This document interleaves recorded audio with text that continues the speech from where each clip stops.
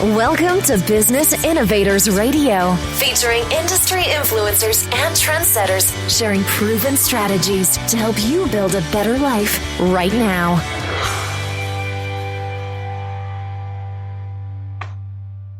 Hi, everyone. This is Tammy Patzer, and I'm really excited because today I have breaking news from Kristen Conti, and she is a realtor and owner at Peacock Premier Properties. She has been a realtor since 1993, and she works side by side with her husband, Dave, and they own and operate Englewood's Peacock Premier Properties. And believe me, she just started this, I think, in 2020, in the pandemic. And from what I can tell, Peacock Premier Properties is probably the preeminent real estate company in Charlotte and Sarasota Counties in the Englewood area, because I pay attention. And so I'm really excited that Kristen's here today. And of course, Charlotte, Sarasota Counties, that includes the island of Boca Grande in Lee County, and of course, Southwest Florida. We live in this really unique area that we really need to pay attention to, because our real estate market, let's just say, has been hot. That's a good steaming hot.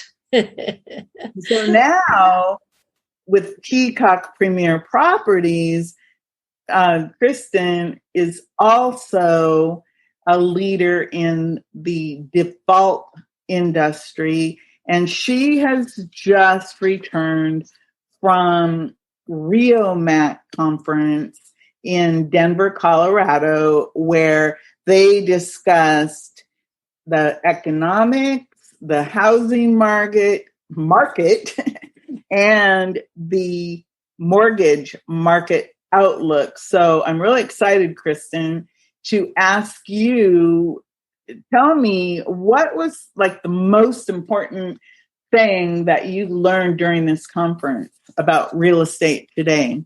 Mm-hmm. That's a very interesting question. But before I answer it, I'm going to tell you something. Today is the 1-year anniversary of Peacock Premier Properties. Oh, well, so I just thought of it when you said that. When you said about a year ago, it was actually July 15th of 2020. But again, we had owned many brokerages in the past. This was just kind of a new concept. So it's kind of fun to be talking to you on our anniversary. Happy anniversary. Thank you very much. So I think if I had to crystallize it into one sentence, it would be this. We have three kind of primary things that we need to look at when we're looking at this current real estate market, which is unprecedented, by the way, in different ways than the downturn of 2008, which was probably the most traumatic of my real estate experience. And when I got into the default industry was right around really heavily in 2008. I had started in 2006 and 2007 to move into short sales because I was being approached by people that were underwater and needed help. And a lot of the realtors in town knew that I had done a few, so it doesn't take long to become the expert. And many people didn't want to deal with them. Many realtors just didn't understand the process and therefore referred them to me. And interestingly, the way I kind of fell into short sales was from the investor standpoint. So my husband and I were heavy real estate investors. We did a lot of fix and flips or fix and holds, put tenants in them. And we wanted to be more knowledgeable ourselves about how to buy property. So we went up to the Westin Hotel in Tampa for a 3-day kind of guerrilla class with fellow investors, which was a really eye-opening experience because most of them did not have a real estate license. So they were not concerned about the well-being of the party they were buying from. They just wanted to get the best deal, however they could get the best deal. So we kind of had to take that knowledge and parlay it into being fair with people and educating people, because under my licensure, I'm here to protect. I'm here to do what's best for the customer. So I didn't mix the two, so it was very interesting. So fell backwards into the default industry. But what we need to look at right now is, the constant question on everyone's mind. I hear it daily. I am asked daily, is this a bubble? Okay. So I'm going to answer this by saying, no, I don't think it's a bubble in the sense of the past downturn, which was 2006, 2007, 2008, as I said. And I think the primary reason for that is we do not have the same predatory lending as we did then. There were a lot of things that came out of that time period, one being the Frank-Dodd Act, which put together some rules for lenders that they could no longer, you couldn't just fog a mirror, get a mortgage anymore. You had to really qualify. So you're seeing a lot more qualified buyers, in the market than ever before, because we did learn some lessons from the past. The other thing I think the banks really learned, and I can tell you that from practicing in those years, dealing with banks was extraordinarily difficult. They really didn't have the mechanisms in place to deal with the mass numbers of people that were going into arrears. They didn't have the staffing. They didn't have the compassion. They really didn't know what to do. So therefore, the problem got even worse because there was just this tremendous glut of property. Now they learned from the mistakes of the past, and they have really been doing a lot of outreach. So we had 15 different servicers here that we could meet with and talk with and discuss what they were doing to make sure we don't have a crash similar to the one in 2000, I would say 8 being the kind of primary year. So anyway, I'm getting to my little statement, which I really liked. So there were three things, and I wrote them down because I thought they were really important. And now let me see if I can get to it.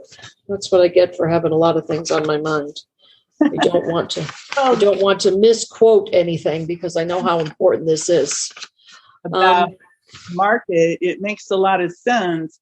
So that's good news for everybody listening. So it's not a bubble, but there's a lot of people who are, they need some answers because I do see that banks are not just trying to foreclose. They are trying to work with different homeowners who got behind during the pandemic. And of course, one of the big issues right now as we speak is that the moratoriums are going to end soon. So whatever you have to bring back to us right now is everybody's like listening. They want to know, okay, Absolutely. And the banks are feeling the same way. So I did find my 3 words that are kind of most important to the market we're looking at right now. Number 1 is inflation.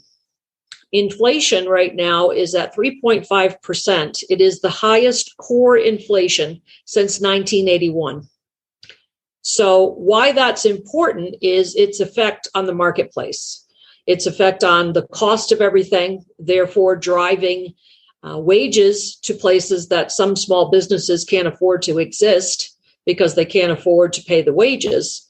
And a very interesting statistic that I heard while there was that there are 9.3 million jobs available in the United States right now, yet there are 9.1 people looking for jobs. So if you kind of just took that at face value and said, if every person that was looking for a job filled one of those jobs, our unemployment rate would just about disappear. So what is it telling us? What it's telling us is that these prices have escalated to a point, both housing prices and cost of life prices, that people are not going back to those jobs that they either lost or left during the pandemic. And one particular industry they talked a lot about was the restaurant industry, which we are seeing play out in our own communities. How many restaurants have we seen either close, or they're offering signing bonuses? They're offering bonuses if you come to work every week. They're offering, hourly wages that we've never seen before. I recently heard from a fellow business owner that he lost 3 key employees because they got offered $22 an hour to go to Walmart. And in the role they were in, which they had been in for a long time, I think they were making 18, but he just couldn't make those numbers work with 22 an hour plus benefits plus all the rest. He didn't blame the employees, but he also was in a terrible position because he didn't have any workers anymore. So it's a really deep-rooted problem. So the three real risks from the banking industry, because pretty much we were dealing with banking here. So we had a lot of representatives from the Mortgage Bankers Association, and I called it kind of a true look under the hood of what's happening in the market, because social media and the news does not tell the true story. The true story really happens, in rooms like we were just in. So we have inflation. We have what some consider to be an overreaction to COVID. So what I mean by that is the government was so concerned with making sure that the economy didn't tank that it, in some people's opinion, maybe went a little too far with elongating the eviction and foreclosure moratorium, elongating unemployment. These are just opinions. It doesn't mean right, wrong, or indifferent, but some people feel that that's going to have a impact. And also our burgeoning deficit. So we have gone from 1 trillion a year in spending to 3 trillion a year in spending.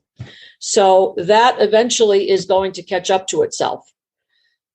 The good news in that, or what the overall sentiment of the banks was that it did work, which was a good thing for me to hear, because if we spent all that money and the result was not to keep more people in their homes, that would have been a real problem for me as an American citizen. But I do think the spending needs to come under control. And I do think we have come to the point where it's time to put the moratoriums and lift the moratoriums and lift the evictions, because now we're to that point where the people that are still there probably have not availed themselves to the help that's available in the appropriate way.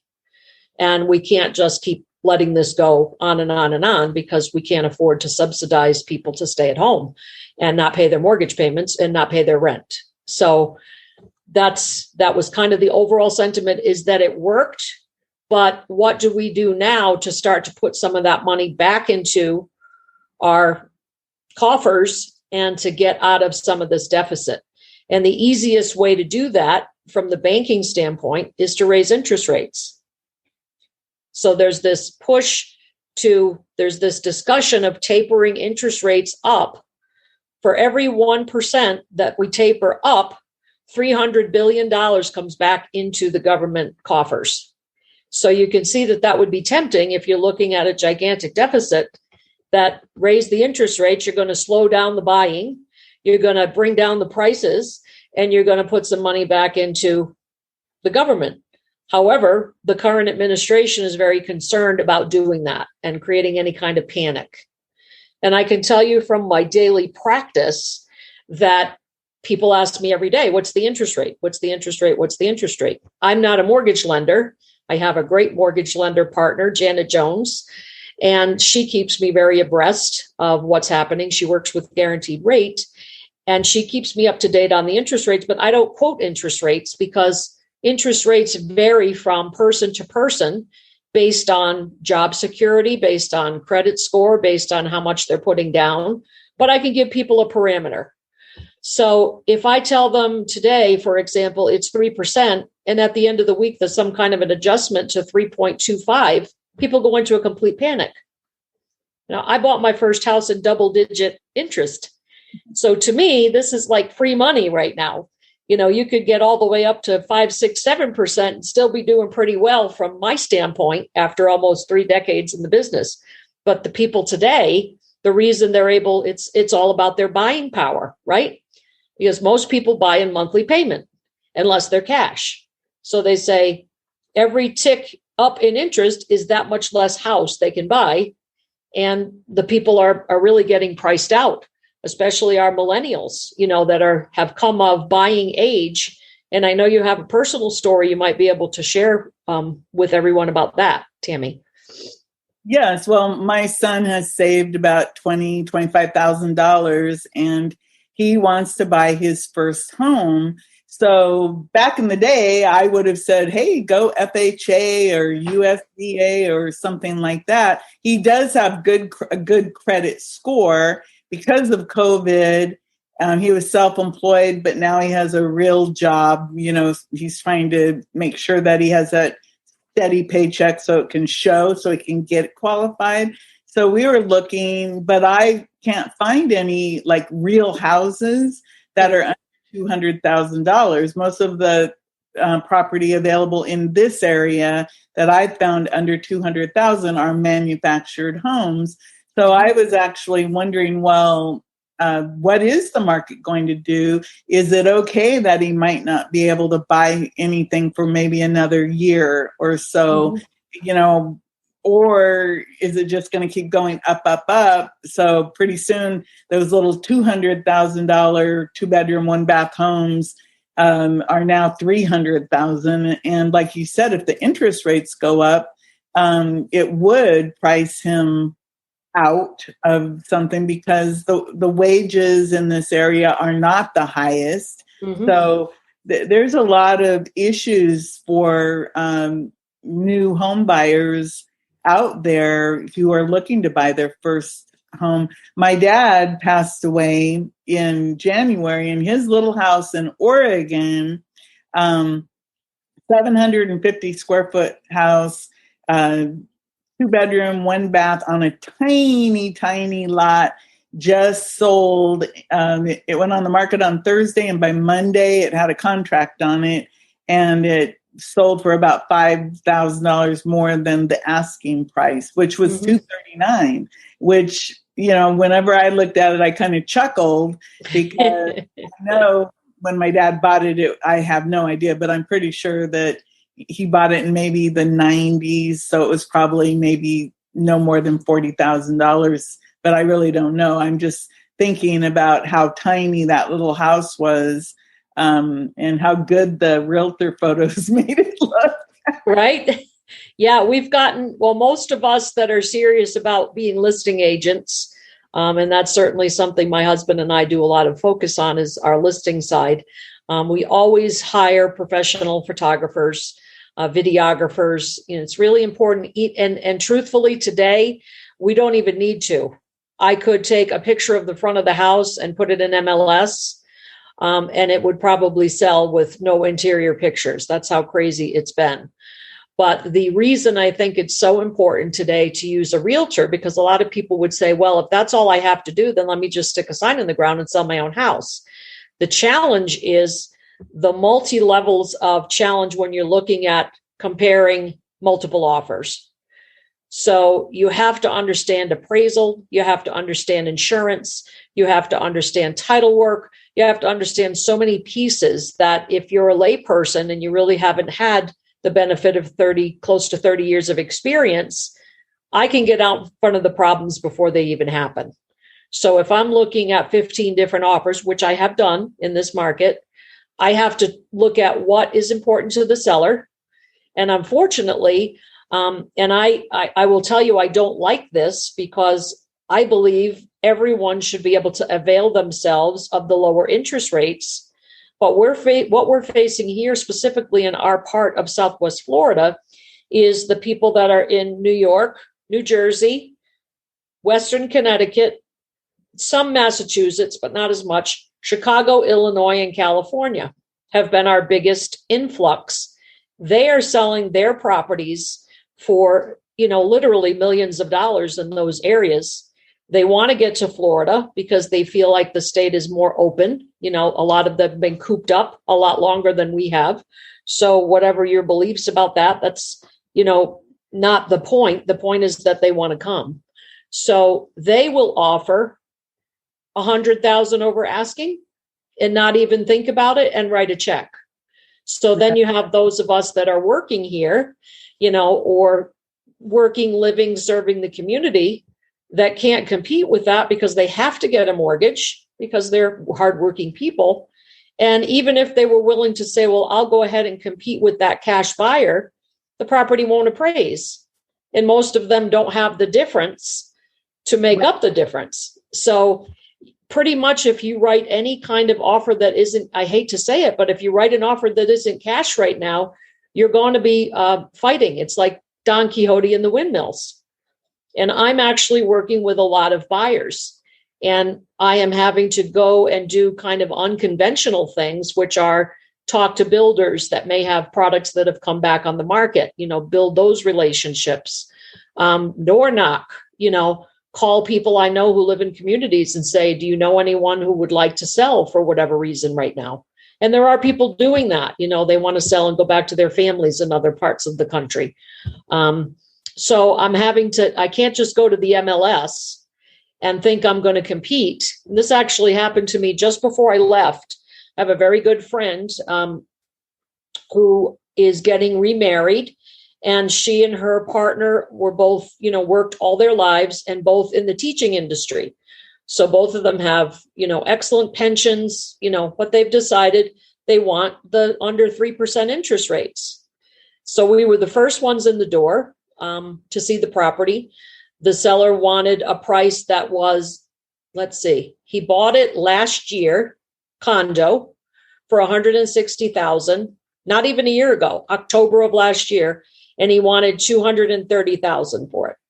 I mean, that's a huge increase year over year. And he hadn't really done, he changed a couple of ceiling. It was a nice unit. Don't get me wrong. Nice people, nice unit. And you can't blame people for wanting to capitalize on the market. But here we go in, and my people are willing to offer asking price. So we actually went $1,000 over asking. And he had furnishings that he wanted to sell to make it more convenient for himself. They didn't even need furnishings, but they offered exactly what he was asking under a separate, bill of sale for the furniture. And they lost the bid to a cash buyer. So, it's very frustrating both to them and to the realtors, because I have to write 10, 12, 15 contracts for a buyer to hopefully get them into something. So I'm going to be quiet a minute and let you interject. Brings up a question okay. So that's now. Yes. So is this the way it's going to always be? Or because in about 2 weeks, the moratorium is going to stop on whatever the foreclosures. Mm-hmm.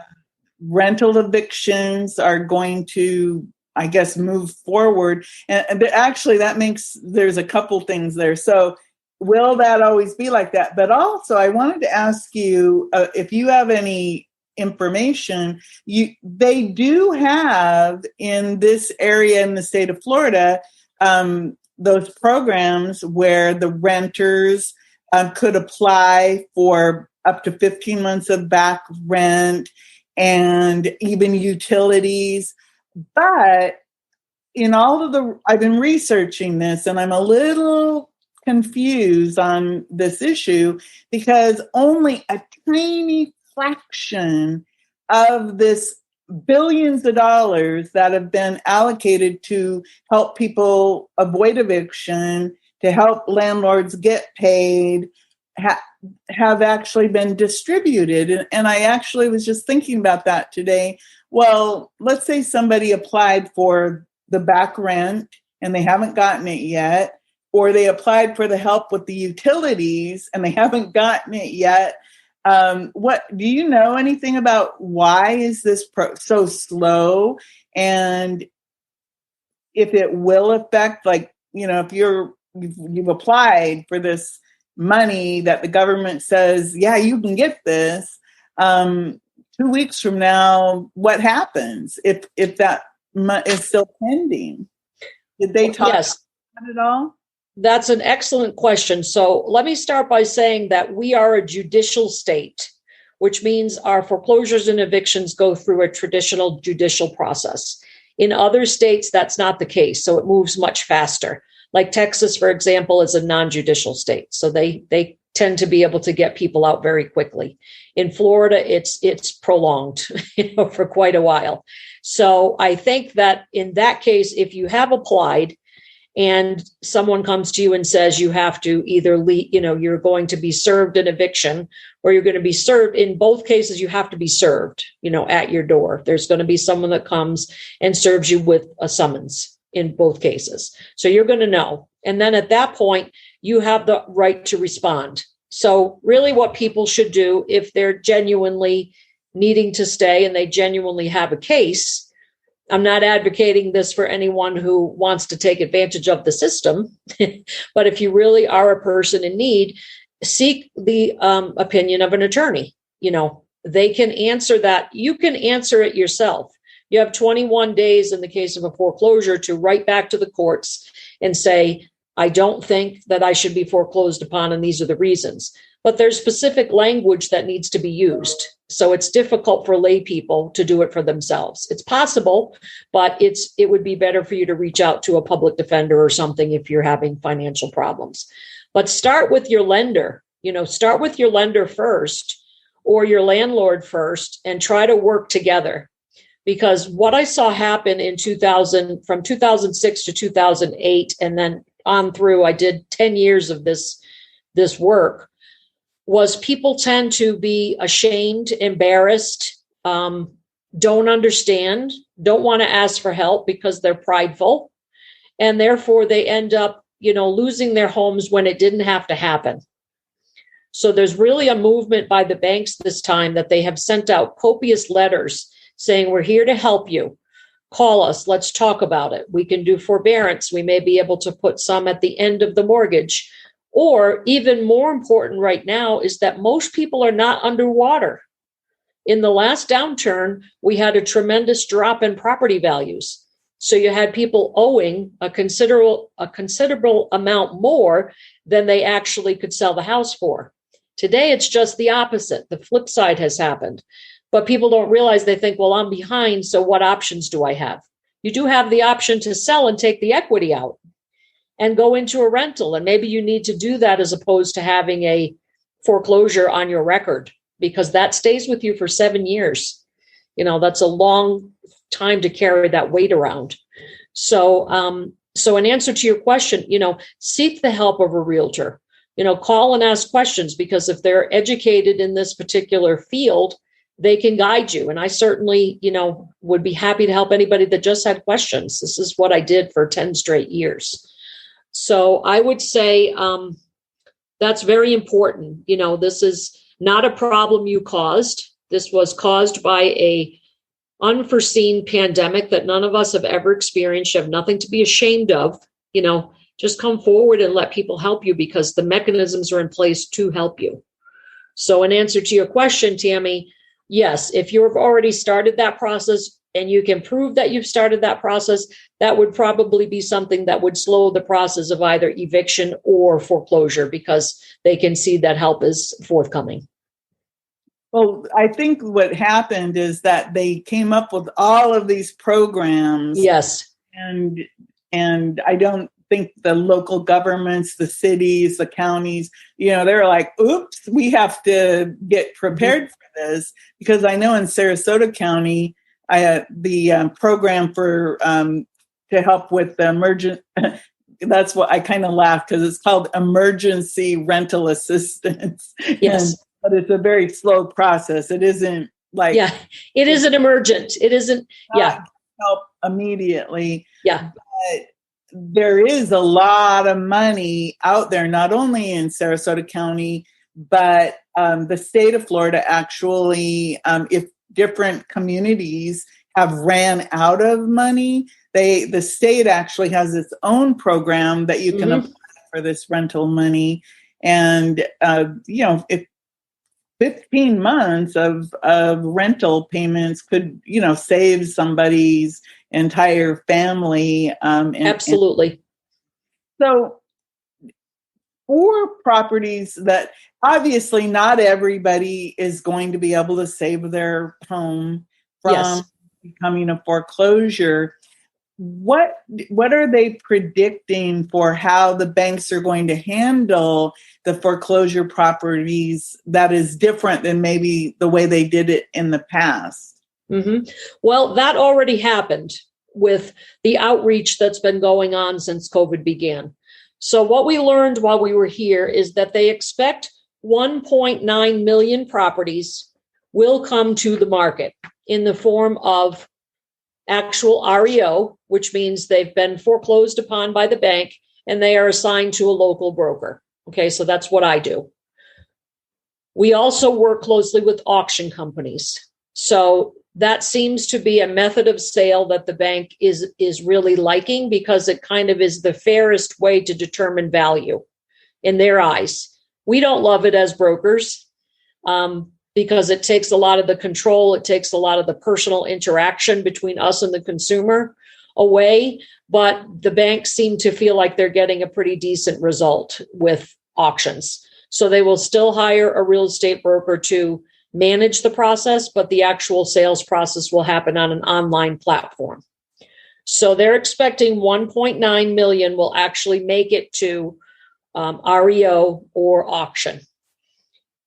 So that those properties will come into our world as choices for people. So that's kind of where we start to see the shift of the good news. So we had different bankers here, all with different opinions about when this would happen. And there's rules, again, that the government puts in place as to who you can foreclose upon and how you can foreclose upon them. If the property is vacant, if the property is land, they don't have any, they can move forward immediately. So many of them said they had quite a pent-up supply of properties that met those criteria. About 18% of their portfolios are those properties. So those should be released to the market. Once that starts to happen, you know, they're still going to be priced at market value, but you will see more deals, you know, become possible because the biggest problem right now is supply. You know, low supply, high demand. So when you have those two things, it's really straight line economics. That's what's driving this entire market. So the question is, you have now people coming off of unemployment, or, you know, they're running out of unemployment benefits, or now they have to actually show that they're looking for a job, which just changed on May 26th here in Florida. So you're seeing already many people going back to work because you didn't have a requirement to put down what you were doing to search for work. They suspended the work search requirement for up until May 26th.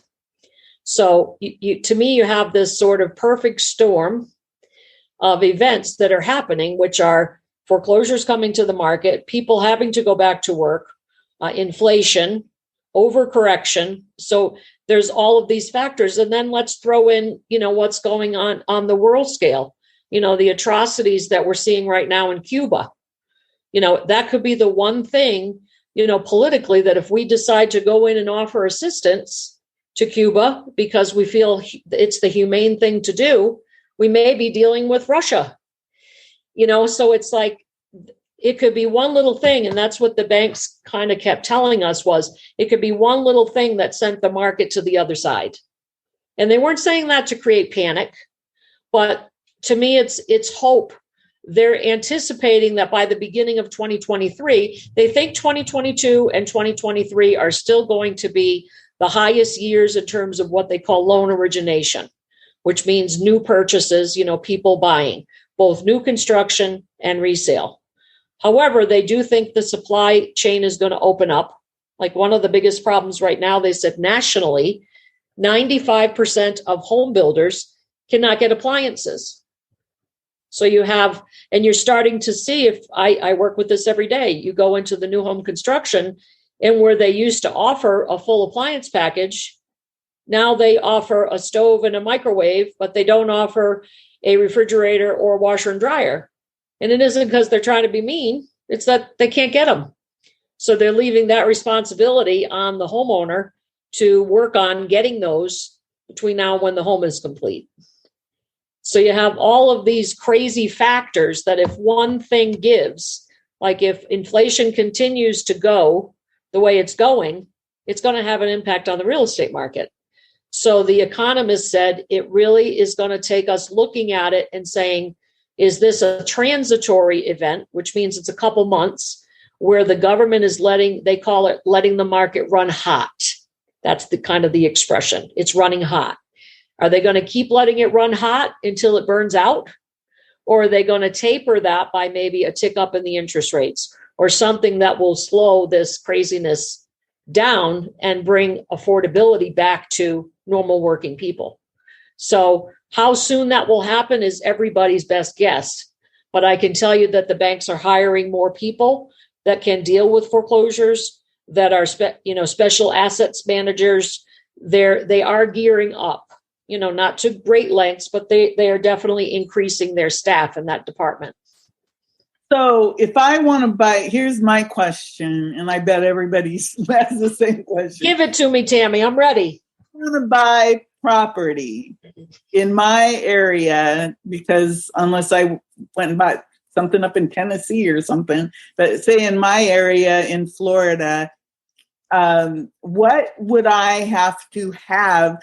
I understand about the cash, but let's say I don't have cash. And you told me you have to write like 15 offers before you can get anything for somebody who doesn't have cash. Mm-hmm. What can I expect? Can I actually buy property now with an FHA loan or a USA or a USDA loan or a conventional? What can I really expect if I want to buy something? And again, I'll pretend I'm a first-time home buyer. If I'm a first-time home buyer, am I going to be able to buy anything if I am somebody who's just a hardworking person who saved up some money? Or am I going to be a renter for the rest of my life? No, you're definitely not going to be a renter for the rest of your life. That yeah. I can say with pretty much absolute surety, based on, again, almost 30 years of experience going through this. It's going to be a matter of timing. So I personally, if you come to me as your realtor and you tell me, I have to buy a home, and this does happen. I mean, people get relocated here, they have to go to work. So you need a realtor that is willing to go outside the normal parameters of, I'm going to put your information in MLS and hope to God we find something. And I am going to need to educate you on what you're going to need to succeed through this process, which is an enormous amount of patience. And I'm going to try to educate you and counsel you on not getting emotionally attached to anything, as hard as that is, because that's the first thing, first-time home buyers do is they walk in, they've never owned a home, they picture themselves and their children there, and the next thing you know, they're swept into, and I do it too, I still do it after almost 30 years of practice. I still fall in love with homes, just part of what happens, but I also have learned the importance of calculated risk, and I've been through losing a home. I know what it feels like. So I tell people my story. My husband and I share our story. Right now, I could really, I'm ready. Financially, I'm ready. I have the wherewithal to buy a nice home. I won't do it right now myself because I think the prices are just ridiculous. And I'm being very straightforward with people. But if I absolutely had to, then I would go to some unconventional methods.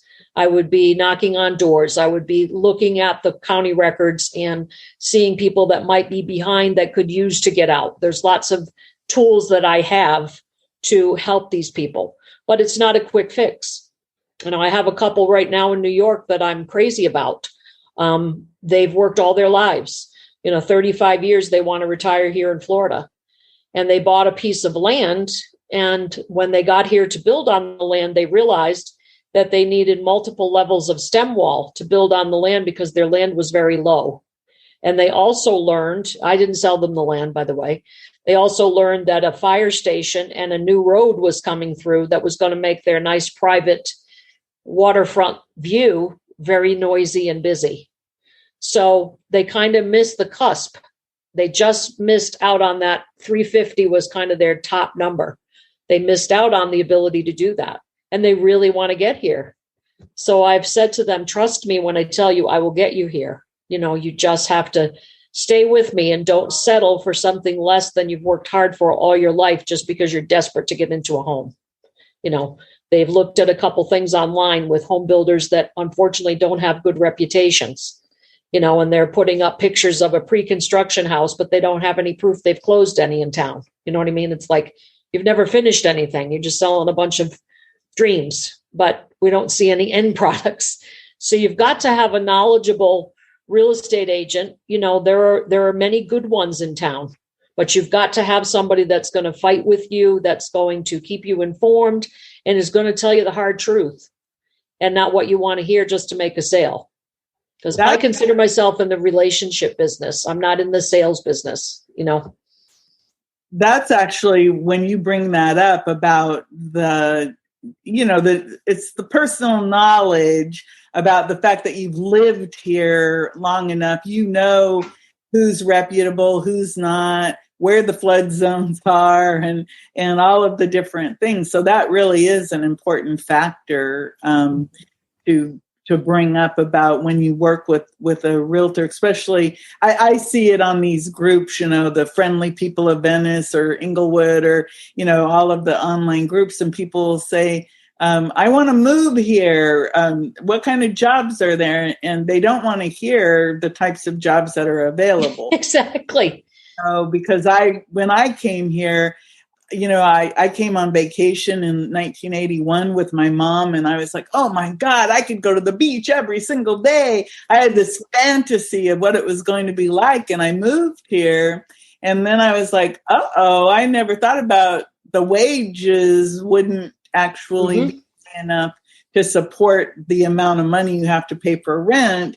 And so I ended up living with my mom and dad for like 2 years before I could earn enough, and then it took me a while to adjust to the fact that, you have to have a lot of trade-offs, and I didn't end up going to the beach every day. No, none of us do. I go when I have customers and when I have people here on vacation, but not in my normal life. Yeah, but so you learn. Yep, those things, and what we have happen a lot. You have to remember the retirees have all the time in the world, and they have all the cash in the world. The statistics on what the baby boomer, which is our primary buyers here, they have $35 trillion worth of net worth. And we call this in our industry the silver tsunami, with all respect, that these people have worked all their lives. They're the ones with the pensions. They're the ones with, plenty of money, to enjoy, and they're living longer lives. So they come down here and write a check. They're not worried about if they can make their monthly payment. But the problem is, who's going to take care of them when they go to the restaurant, the gym, to Bell's to go shopping, the grocery store to get their, we have to find a place for these people to live, to serve the community that we have, so that's a huge problem. I've seen that you also discuss about rentals, or the rentals that are available. They're either too small for people with families. Absolutely. Too expensive for what the wages are and everything. So there are a lot of challenges, but it sounds like, we do know that there is a lot of money being pumped into helping to keep the economy, I guess, even. But like you said, if inflation goes up, then of course they're going to have to do something to calm that down and everything. And of course, wages have been held down for a long, long time. Mm-hmm. And so it's normal that they're going to have to go up to match the reality of how much things cost. So yeah, there's a lot of issues. And again, no matter where you are in the country, there are different challenges. I've seen that issue where people, like resort areas, which our area is kind of a resort area, yes, where people can't live here because it's too expensive. But I think we do have pockets of affordability that are easy to get to, mm-hmm, not like in some places like in Colorado and like some of the ski resorts. Yeah, it's incredible out here. Incredible. So I can imagine. So I just want everybody to know, again, we've been speaking with Kristen Conti of Peacock Premier Properties, and she's the broker owner along with her husband, Dave.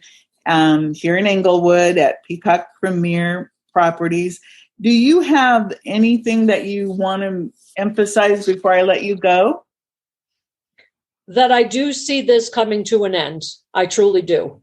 And personally, I'm ready to buy a larger home because I have two parents that I'm going to be a caretaker for.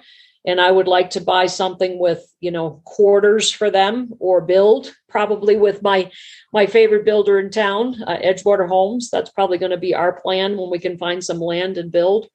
But I would say just find someone you feel you can really trust that's in this for the long haul.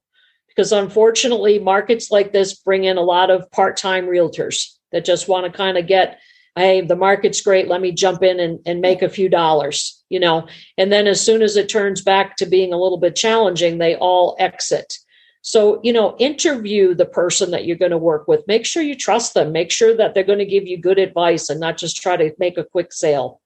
And, be educated and be patient because, what goes up must come down. And there's no way that all of these factors that I've shared with you today are going to allow this market to continue to drive upward. At some point, and I'm already seeing it. I'm already seeing buyers say, I'm not playing this game. I'm going to wait, So we're seeing a slight softening, not dramatic that, you're going to see a big change, but maybe where I had 15 offers, now I have 5.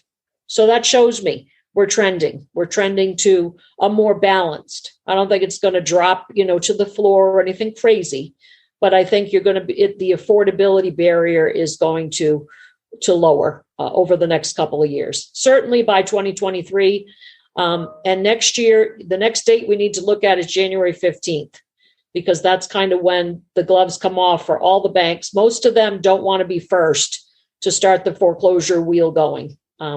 So your FHAs, anything backed by Fannie Mae, Freddie Mac, Ginnie Mae, they're going to wait. They don't want to be first to the race to foreclosure. So I think the rest of this year we're still going to be pretty busy, but I think by next year we're going to start to see some major shifts in Q1 and Q2 of 2022. So basically, if you're saving to buy a home, keep saving.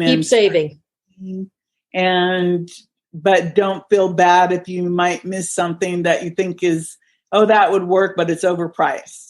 Yeah, don't do it because you're only going to set yourself up for heartache because it won't appraise and you'll lose it anyway. Because The banks are not going to keep appraising things for crazy amounts more month over month. They're just not going to take that kind of risk. So just be patient, sit back, understand it's going to be a process, but it has never failed me that if a buyer lost something and the worst call I have to make is you were outbid. It's not fun to have to say we didn't get it this time, but it's like, we're going to get back in the ring. And every time what we've ended up with has been better than what they lost. So I always encourage people by saying that. Yes, I think that is true, that normally there is always something better because like I noticed, just like in watching my dad's little house on the market, I was going, it's a cute little house. And then it sold. And then I saw some other houses come on the market and I said, whoa, that's a cute little house. So yeah, different things come on the market all the time. Absolutely. So, again, everyone, Peacock Premier Properties, Kristen Conti. And you can look at her website at Peacock Premier Properties. She's on Facebook. And on Facebook, it's Realty Englewood is the Facebook name. Yeah, I kind of have multiple, but Kristen Conti or Peacock Premier Properties or Team Conti. I'm not hard to find. All they have to do is go down the Chamber of Commerce and somebody will tell them where I am. And speaking of that, I'm actually going to be at the Chamber of Commerce Lunch and Learn in July 22nd. And I'm actually teaching about how to create and do podcasting for local businesses. So that should be fun. And so this is a perfect example about how a local business can use podcasting. And so with that, again, anything else, Kristen, before I let you go? I want to give you I will be there to support you on the 22nd so you can use me as an example of podcasting. Hey, sounds good. I can even take some screenshots here to show that. And the beautiful thing is, again, with podcasting, it can be video or it can just be audio. And podcasting, I think, is a very good way to get the message out. So thank you again for coming today, Kristen. I really appreciate it. Everyone, again, we've been speaking with Kristen Conti, broker owner at Peacock Premier Properties in Inglewood, Florida. And again, Inglewood, Florida they used to say that it was a hidden gem. Oh, yes. Best kept secret. Secret. Not anymore. The cat's out of the bag. Okay. So have a great day, Tammy. Thank you. So make it a beautiful day. I sure will. Thanks for listening to Business Innovators Radio. To hear all episodes featuring leading industry influencers and trendsetters, visit us online at businessinnovatorsradio.com today.